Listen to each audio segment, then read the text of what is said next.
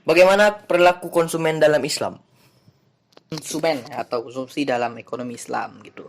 Dalam Islam, konsumsi itu tidak dapat dipisahkan dari peranan keimanan. Peranan keimanan itu menjadi tolak ukur penting karena keimanan memberikan cara pandang dunia yang cenderung mempengaruhi kepribadian dari manusia. Keimanan sangat mempengaruhi kuantitas dan kualitas, bahkan konsumsi itu, baik dalam bentuk kepuasan material maupun dalam spiritual. Dalam Islam juga sudah sangat dijelaskan gitu tentang aturan dalam melakukan segala perbuatan baik, buruk, halal, haram yang memang ada dalam Al-Quran, hadis, dan juga ijma ulama. Nilai dasar gitu yang menjadi pondasi bagi perilaku konsumsi masyarakat muslim adalah keyakinan terhadap adanya hari kiamat dan kehidupan akhirat gitu. Adanya kebajikan, kebenaran, dan ketakwaan kita kepada Allah Subhanahu wa taala juga merupakan kunci dari moralitas Islam. Perilaku memang konsumsi seorang yang beriman akan berbeda dalam mengkonsumsi barang atau jasa jika dibandingkan dengan orang yang lebih rendah tingkat keimanannya dan kepatutannya kepada Allah Subhanahu wa taala. Orang yang memang mempunyai iman dan patuh terhadap aturan-aturan yang telah ada dalam Al-Quran dan hadis, dia tahu gitu batasan-batasan mana yang memang diperbolehkan dan mana yang tidak diperbolehkan untuk dikonsumsi dan untuk dilaksanakan gitu. Jika kebutuhannya sudah dirasa cukup, maka konsep berbagi kepada sesama akan ikut serta ia laksanakan. Melihat lingkungan sekitar yang memang sekarang masih banyak masyarakat yang mengalami kekurangan atas kebutuhan dan memberikan bantuan dan bimbingan agar kedepannya bisa memenuhi kebutuhannya secara mandiri. Dengan kata lain, tidak mengoptimalkan kebutuhan dan keinginan pribadinya saja. Berbagai kegiatan ekonomi itu berjalan dalam rangka mencapai satu tujuan, yakni menciptakan kesejahteraan menyeluruh, penuh ketegangan dan kesederhanaan, namun tetap produktif dan inovatif bagi setiap individu muslim maupun non-muslim. Allah telah menetapkan batasan-batasan terhadap perilaku manusia, sehingga menguntungkan individu tanpa mengorbankan hak-hak individu lainnya, sebagaimana yang ditetapkan dalam hukum Allah atau hukum syariah. Islam mengajarkan tentang batasan-batasan manusia dalam mengkonsumsi suatu produk, barang, atau jasa baik yang dijelaskan dalam Al-Quran maupun hadis. Kesejahteraan konsumen akan meningkat jika ia banyak mengkonsumsi barang yang bermanfaat, halal, dan mengurangi barang yang buruk atau haram. Islam melarang untuk menghalalkan apa yang sudah ditetapkan haram dan mengharamkan apa yang sudah menjadi halal. Dalam Al-Quran disebutkan dalam surat Al-Maidah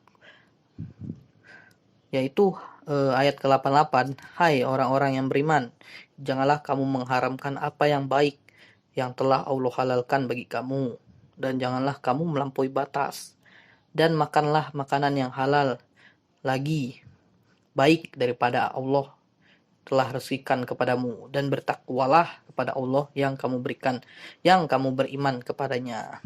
Nah, dari ayat tersebut, Al-Quran mendorong manusia sebagai pengguna untuk menggunakan barang-barang yang baik dan bermanfaat, serta melarang adanya tindakan yang mengacu dalam hal perilaku boros dan pengeluaran terhadap yang tidak penting dan tidak bermanfaat gitu. Sesungguhnya memang kuantitas konsumsi yang terpuji dalam kondisi yang wajar adalah kesederhanaan gitu. Berada di antara boros dan pelit maksudnya gitu. Artinya dalam hal pengeluaran kebutuhan juga tidak boleh mendatangkan manfaat. Kita tidak boleh pelit. Misalnya, kita memiliki kemampuan yang cukup untuk mengkonsumsi makanan yang bergizi seperti daging, susu. Namun kita tidak mengkonsumsinya dikarenakan karena ada alasan untuk ditabung gitu. Sedangkan memiliki ya kemampuan yang lebih ya.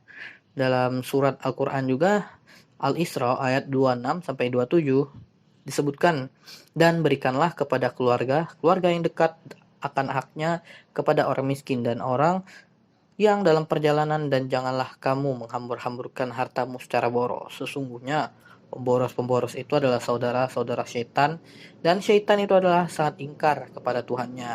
Nah, dari ayat itu juga dia secara tegas gitu menjelaskan, daripada harta kita dipergunakan untuk hal-hal yang tidak penting dan tidak berguna atau ya sebagainya, itulah akan lebih baik jika kita menggunakan untuk membantu kerabat dekat, sanak keluarga, dan orang-orang fakir miskin.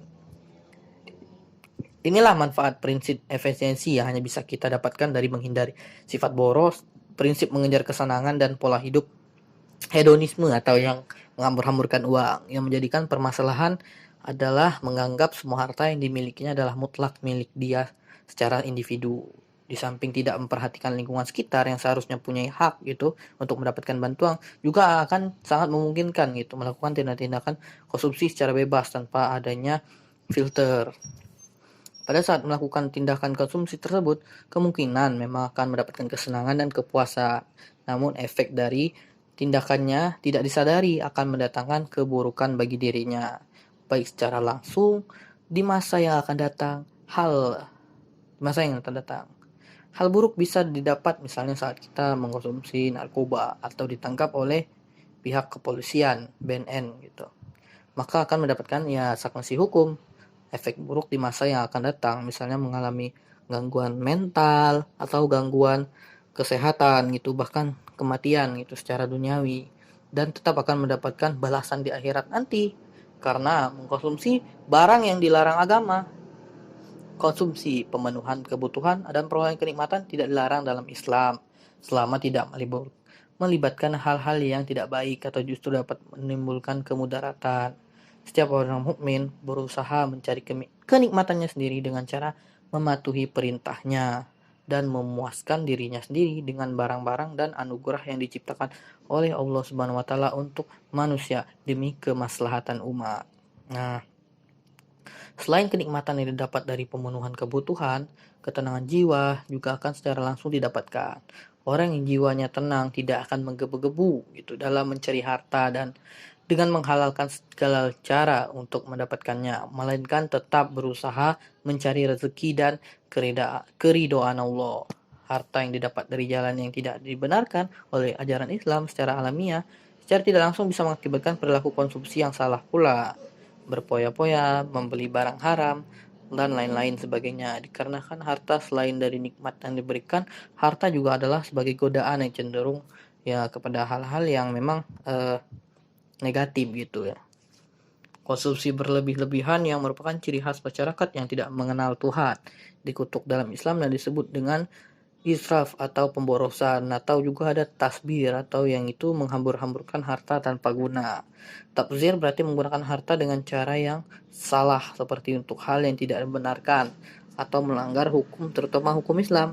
Boros hampir sama dengan mubazir gitu. Mubazir adalah menghambur-hamburkan uang tanpa ada kemaslahatan atau tanpa mendapatkan ganjaran pahala.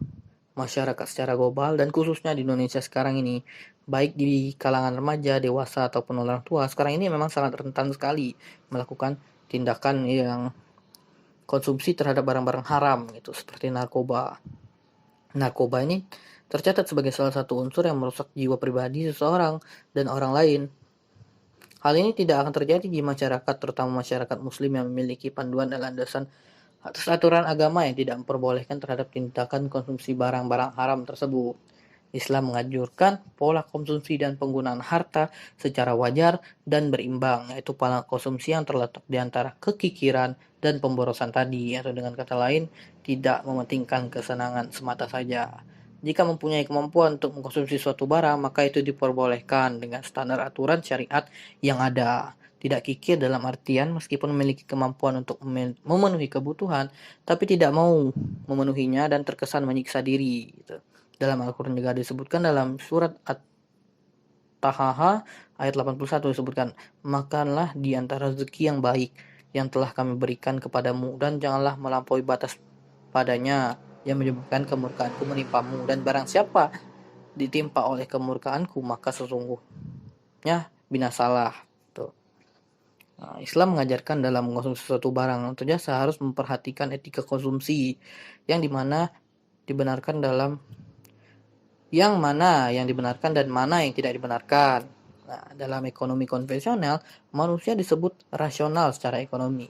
Jika mereka selalu memaksimumkan kepentingan sendiri, yaitu utility untuk konsumen dan keuntungan untuk produsen, sementara itu dalam ekonomi Islam, pelaku ekonomi produsen atau konsumen akan berusaha untuk memaksimalkan kemaslahatannya. Konsep utility oleh konsumen diukur dari kepuasan yang diperoleh dan keuntungan maksimal bagi produsen dan distributor, sehingga berbeda tujuan yang akan dicapai dengan konsep maslahah. Dalam Al-Quran, kata maslahah itu banyak disebut gitu dengan istilah manfaat atau manafi, yang berarti kebaikan yang berkaitan dengan material fisik dan psikologis. Dengan kata lain, maslahah mengandung pengertian kemanfaatan dunia dan akhirat.